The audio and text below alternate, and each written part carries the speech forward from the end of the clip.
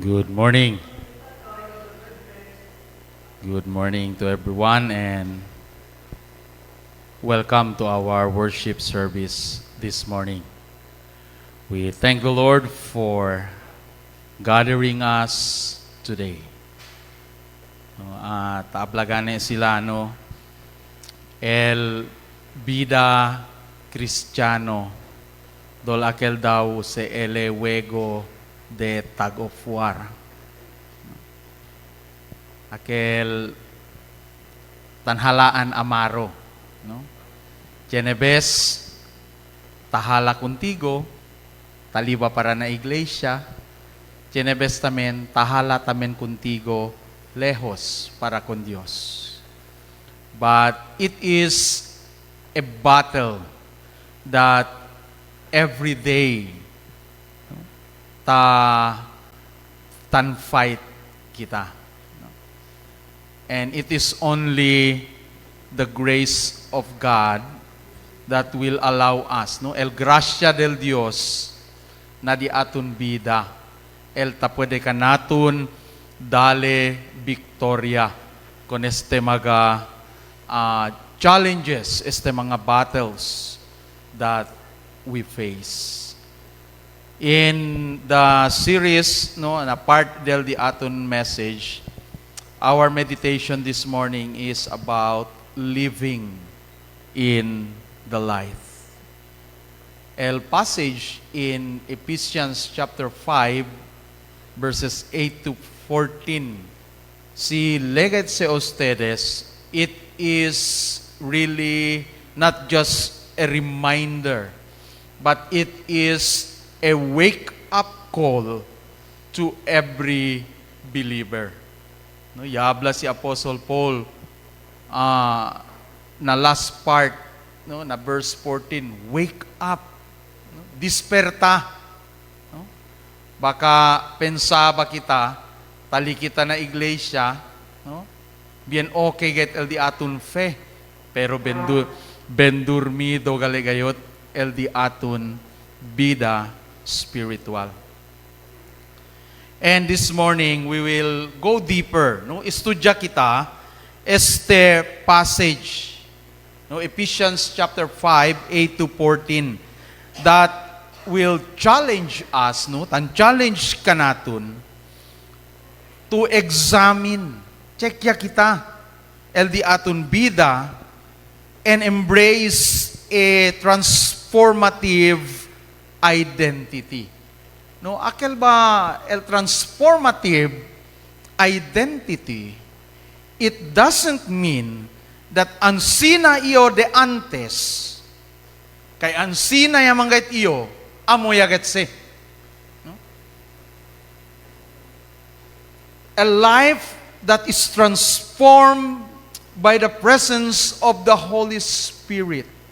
Tabla kane kita uno del fruta del Espiritu Santo, amo el self-control. So it challenges us to examine el di aton vida and embrace a transformative identity. So it simply means that when we come to the Lord, si tali kita, tatraka kita con el Dios, tamanda kita con el presencia del Dios y con el Espíritu Santo, ayuda cambia kanatun.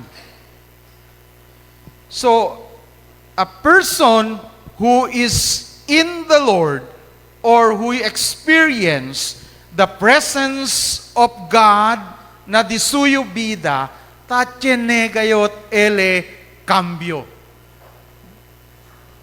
So, it is very important in Ephesians chapter 5, 8 to 14, si Apostle Paul, tan kwento ele about, he calls us out of the darkness and into the glorious light of the Lord Jesus.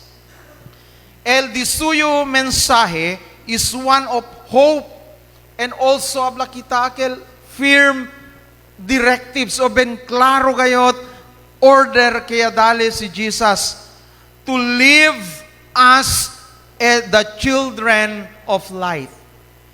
So when we are a believer of the Lord Jesus Christ, we have given a command not just to go to church every Sunday, not just to give your offering every Sunday, but yan a clear directives or command to live as the children of light.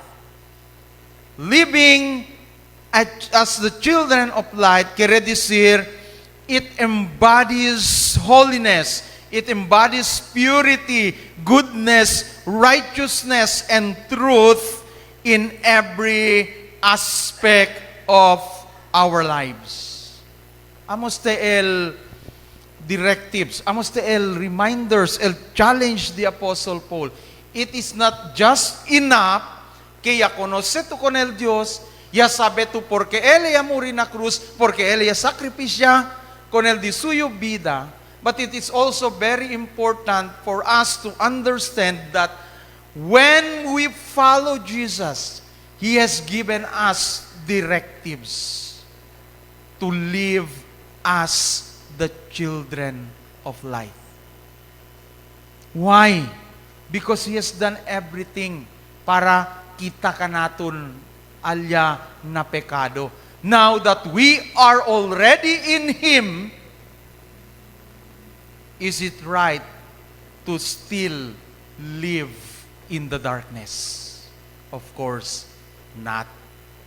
Because when we are already in the Lord, we have given a directive, order el Dios kanaton, to live as the children of light. Para entende kita este letter di Apostol Pablo con el grupo alya na Ephesus, y escribe este ele carta to a large congregation.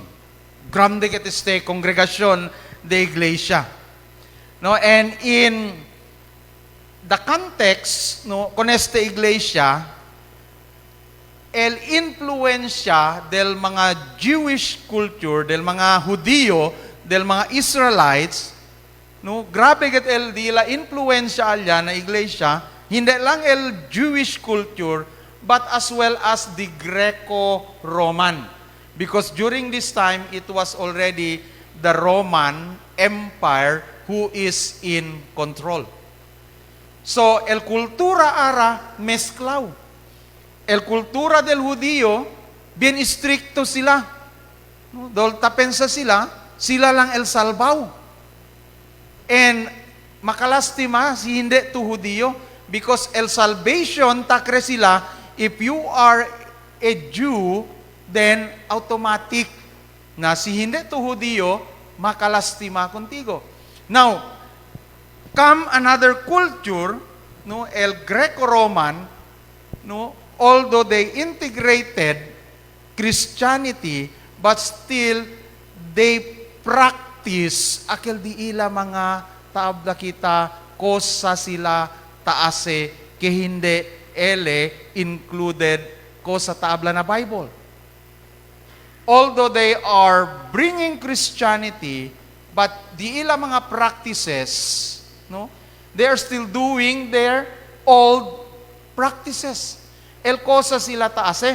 That is why si Apostle Paul, ya iskribi kanila, you were already saved. You were already taken out from the darkness and God has brought you into the light.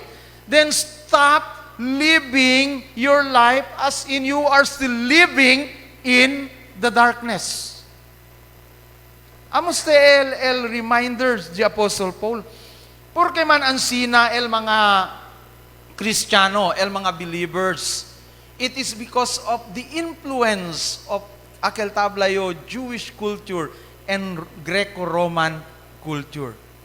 Although ya recibi sila con el gospel, but still they keep on doing their practices. Como iguala Sunday, hablayo traditions.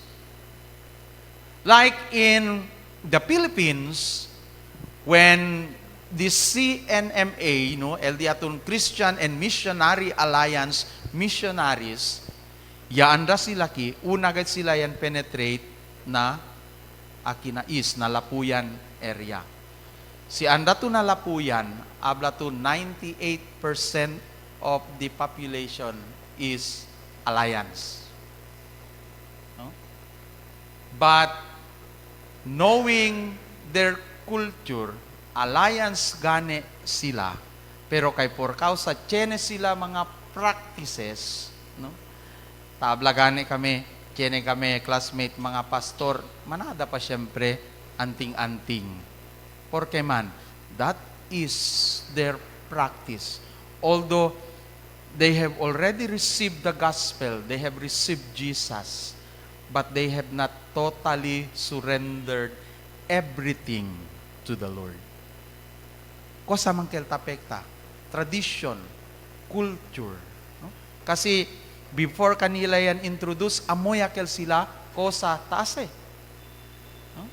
And during the time of the Apostle Paul, no, tiene mga grupo, si Tamira sila con el sol, they would worship the sun.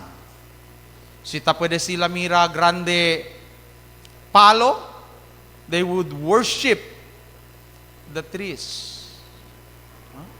So, amo se el epekto. That is why, este letter the Apostle Paul, escribiste ele on a congregation, a large congregation, que tiene el influence, el Jewish culture and Greco-Roman. Amo se el influence nila, tan mesklahan, tan intermingle. So, el mga Kristiyano ara, dol, okay lang ste.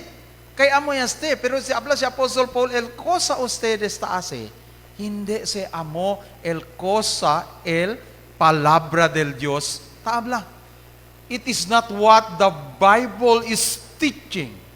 What you are doing, it is not what the Bible is teaching. And if it is not what the Bible is teaching, habla si Apostle Paul, still, although you are already in the light, but still you keep on living in the darkness.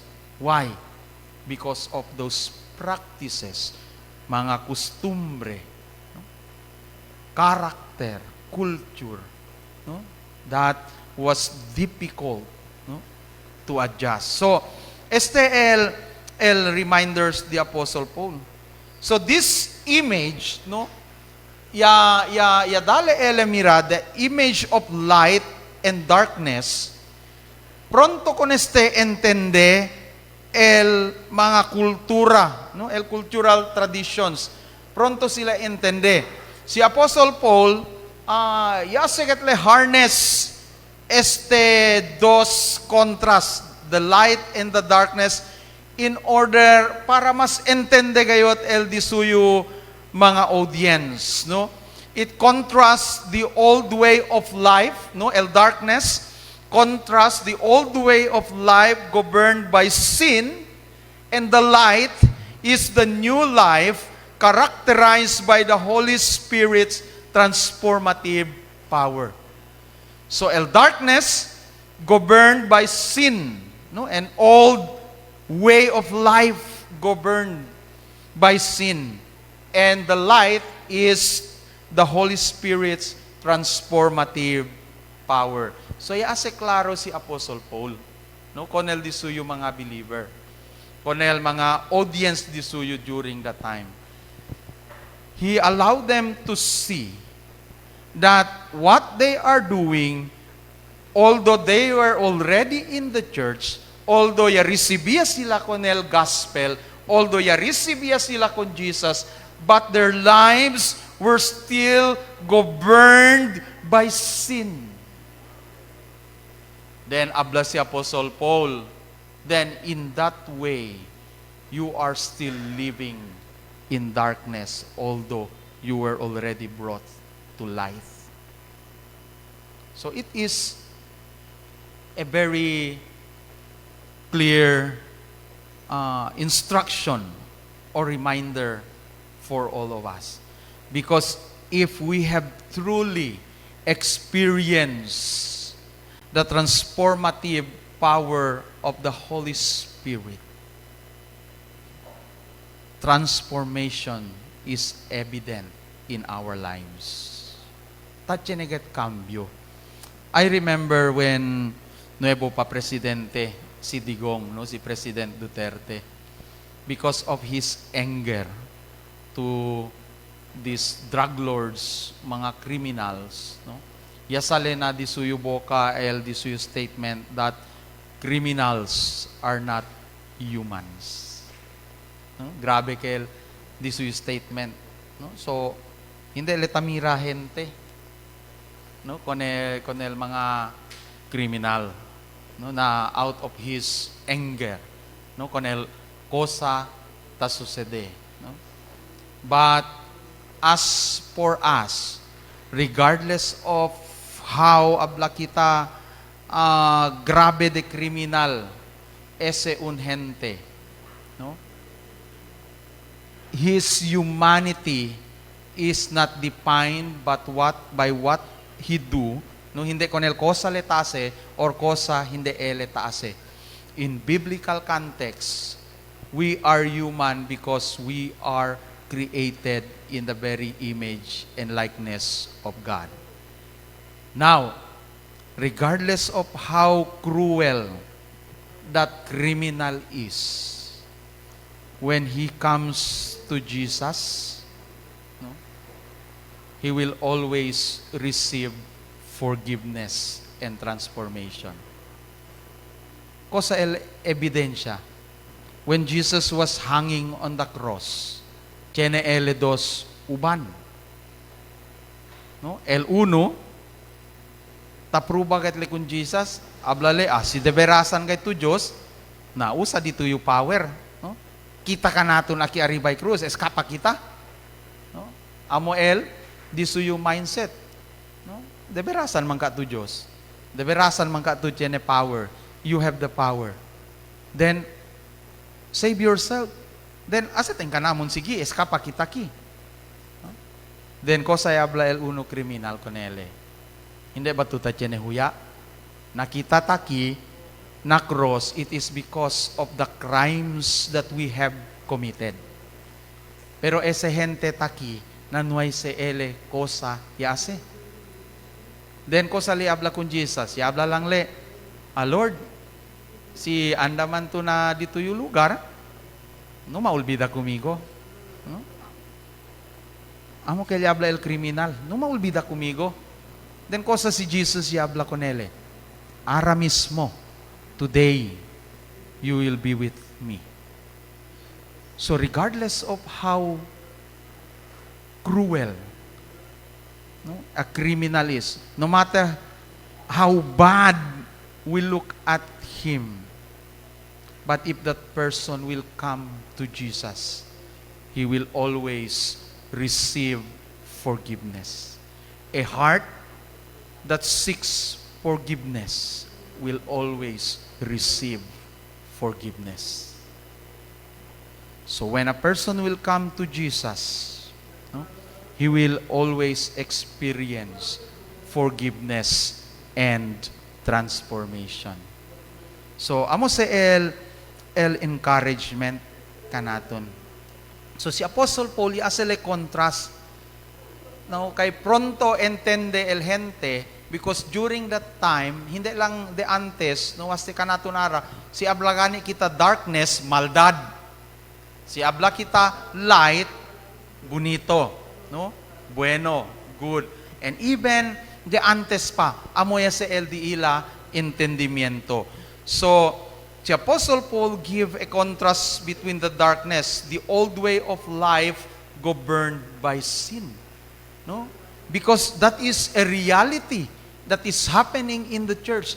Even though people are in the church, but still there are practices that they kept on doing that does not pleases the Lord. So, it is just a challenge and a reminder for us. Now, a light is the new way of life characterized by the Holy Spirit's transformative power. So this passage emphasizes the change, no, el cambio that occurs, no, the shift from darkness to light, no, tan signify STL not only moral reformation but the ongoing process of sanctification. El di aton vida spiritual, el di aton vida kristyano, hindi man lese akel ya resibitu aral con el Dios na dituyo vida. Kabar mañana bien kuanya gaito, bien holy gaito, no? Hindi se ele ansina el a cosa ta sucede, no? Ta prinsipya se ele hinay-hinay reformation na di aton vida and the ongoing process of sanctification. Hinay-hinay el Dios ta insinya kanaton. Believers are called to live out the implications of their new identity actively. So, the past, the present, no? Si cosa man ese, when we come to the Lord, no? El Dios ta arregla todo con el di aton vida. So, this is just a reminder for all of us today. This letter, Ephesians 5:8-4, no, para na mga original readers, no, akel talya time ya receive este letter the Apostle Paul, and for us today, para kanaton tambien ara, no, tiene este dos cosa quiere si Apostle Paul que entiende kita. Una, that there is a personal responsibility to cultivate the fruit of light through everyday actions and moral choices. Yabla si Apostle Paul, now that you have already received the gospel, now that you have already received the Lord Jesus Christ, it doesn't mean na el Diyos ya cuidaw, okay ayo. No. Tiene siyempre kita part, cosa di aton part. Personal responsibility to cultivate. Tiene kita responsibilidad. Cuida con el di aton vida espiritual. Hindi se ele ta krisi solo-solo. Hindi ta tiene cambio el di aton vida solo-solo. We have the responsibility to cultivate. Pakilaya kita man cultivate. It is always by reading the Word of God, by prayer, no? And, cosa pa otro, applying cosa tabla el palabra del Dios na di aton vida with the work of the Holy Spirit, with the help and the work of the Holy Spirit. So, there is a personal responsibility. Tiene kita part, no? No man expect na, man 20 anyo yagat yo, no? Dol, nuay manggayot improvement na dimyo vida spiritual. Baka hindi tamen to. Taas dito yung responsibility to grow in your relationship with the Lord. So there is a personal responsibility to cultivate the fruit of light, no? Through everyday actions and moral choices. Kosa kita ta-decide, kosa kita ta-ase. Are we responsible enough that in whatever we do, it is pleasing to the Lord? So there is a personal responsibility. Amos tayo habla si Apostle Paul.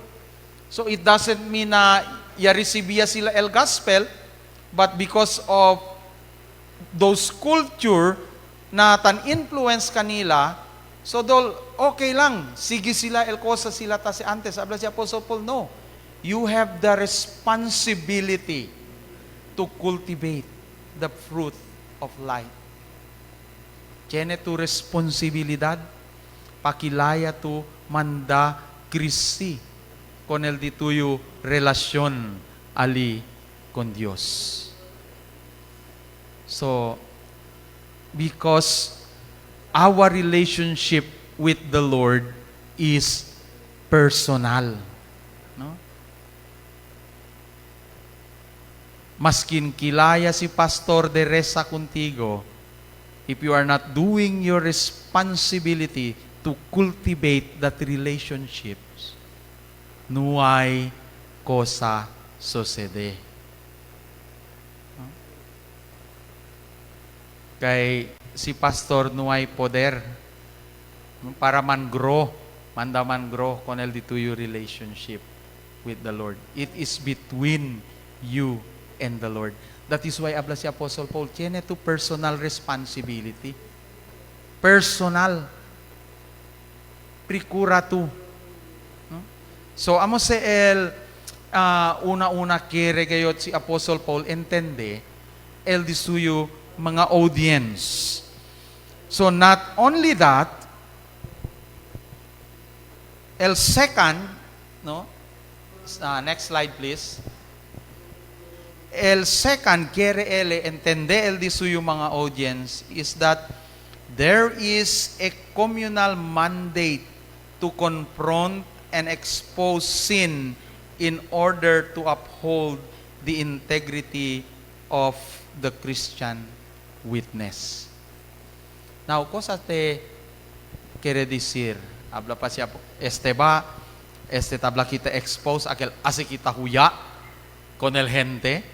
Si tiene ele cosa ya hace hindi bueno, no? It is not that way, no? It is all about correcting, no? Correcting aquellos mga tiene cosa taase na tamira kita that is not according to what the Bible teaches. In my life as a pastor, no, tiene dos cosas ya aprende. When you are correcting someone, when I am correcting someone, I talk to him in private. Amo se el cosa yo taase, no? Hindi yo tan kwento aki na pulpit, no? Kay hindi se bueno. Because I always believe na este lugar aquí, it is a place where you bring the Word of God. So, if I will correct someone, I will talk to them privately. Pero, si el uno tiene cosa ya hace bueno, if I will praise someone, I will praise them publicly. No? Amo se el dos cosa yo taase. If I will correct, I will talk them privately. Kami lang. But if I will praise someone, si chenele ko sa bueno yase, I will talk to them publicly. So, este communal mandate to confront and expose sin, it is about just reminding, no, our brethren, because we are accountable to one another. Kien man korekta ka naton? Man expect ba kita, el gente afuera, amol korekta ka naton? Dol mas hindi kaha bueno. No? But in correcting somebody, no, talk to him privately. So, porque man kita tan correct, it is because we want them to enjoy the relationship with the Lord. No? In order to uphold the integrity of the Christian witness. So, nisisita kita korekta because we are accountable to one another. Kay si tiene uno, ko taase hindi bueno, onde kel apekta, todo man kita apektaw because we are one body. Por eso iabla si Apostle Paul una-una, tiene to responsibility to cultivate.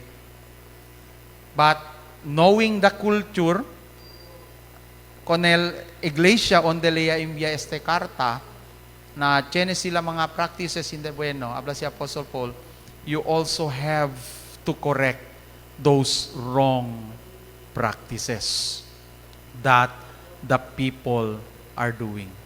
Why?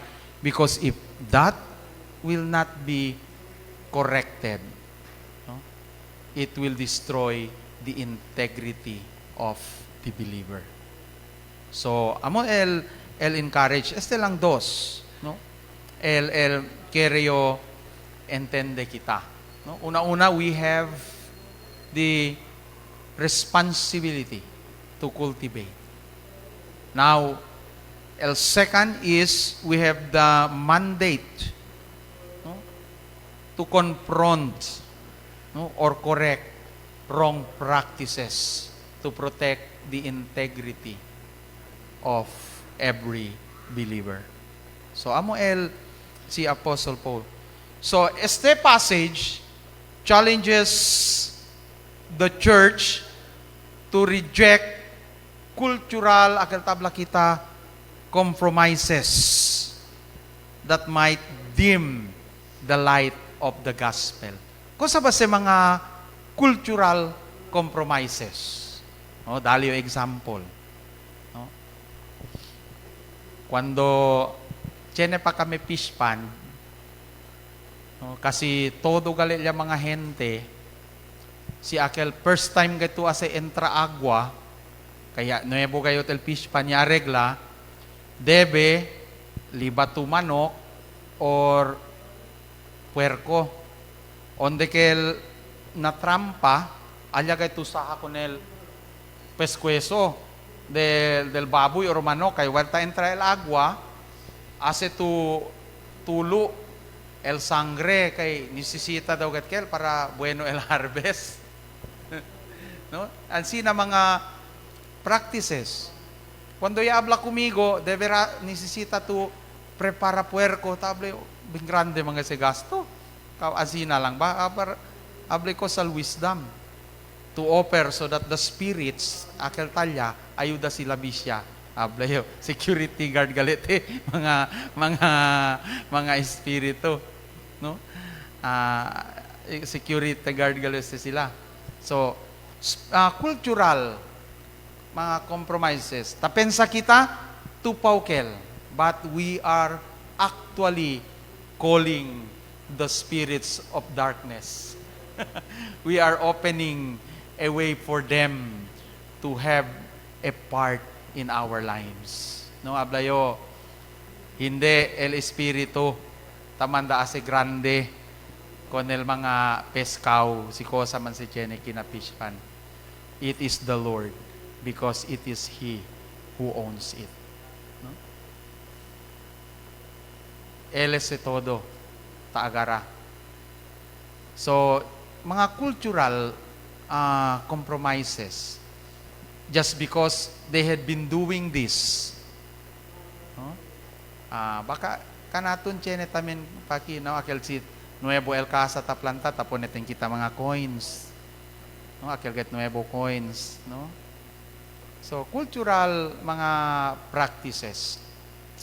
But this passage simply reminds us, no? It is a very clear reminder, no, that tiene mga cultural compromises that might dim the light of the gospel. Tiene mga practices taasi kita que doltasanga ele para el mga gente entende con el palabra del Dios. So this is a very clear challenge to all of us to always see si cosa ba taabla el Bible. So Ephesians 5:18 to 14 presents a very powerful image. No, talmanda ele mira an image of transformation. through Paul's exhortation, we understand that our identity in Christ calls for a complete reorientation of life from a former state of darkness to one defined by the presence of Christ, the fruit of the light. Tabla kita, goodness, righteousness, and truth must be evident in the lives of early believers. El last part aquí, no, is a wake-up call in verse 14. So it encourages believers to rise from spiritual sleep. No, aquel habla si Apostle Paul, wake up. No, so it encourages believers to rise from spiritual sleep, embracing the continuous life-giving light of the Lord Jesus Christ. No? This passage is not only a reminder of what we have received through grace, but also a timeless challenge to live as people transformed by the light of Jesus. So as we were being transformed by the light of Jesus, reflecting God's glory in every aspect of our lives. So it challenges us to live as people transformed by the light, reflecting God's glory in every aspect of our lives. So, amos te el encouragement the Apostle Paul, living in the light. So, perhaps this passage has challenged us in so many ways. Manada mga cultural practices, traditions. But uno gayot del manera si Apostle Paul ya correcta ele that if it is not what the Bible is telling, no, then do not do it. Even though traditions, cultures are doing it, el kultura, but if the Bible is not telling you to do it, then do not do it. Why? Because perhaps you are already in the light, then you still keep on doing those things, no, that you are doing when you are in the darkness. So amo say el reminders the Apostle Paul kanaton todo, no? Because we have so many traditions, no? Kaya taas kita. Amo tamen ste iglesia onde ya imbia si Apostle Paul el carta. Dos kultura, no? El Jewish culture and the Greco-Roman culture tan integrate ali na iglesia. So bien manada ka sila practices that is against what the Bible is teaching. So si Apostle Paul, ya korektale ko nakel mga early believers, it is also the same with us today. Now again, if the Bible is not telling you to do it, then do not do it, regardless tradition, cultures are doing it. No? So, again, no, na di aton closing statement, it simply remind us to live as people transformed by the light. No? Este que el grande challenge, to live as people transformed by the light and reflecting God's glory in every aspect of our lives. No matter as a statement na no pwede agad iyo kambya, amo agad este. Amsina agayot iyo. No? Allow the Lord, allow the light of Jesus transform your heart. No matter how dark, no, ko sa mga experiences di aton na bida. But when the light of Jesus touches our heart, it will really bring transformation. It will really take away whatever darkness it is. No? Kitiyene kita na di aton korason. Nuay ken pwede kita konese. And it is only the light of Jesus. Let us pray. Lord, we thank you for reminding us from your word today. Pray, Lord, for you to bless your word into our hearts. Thank you, Lord, for speaking to us. In Jesus' name, amen.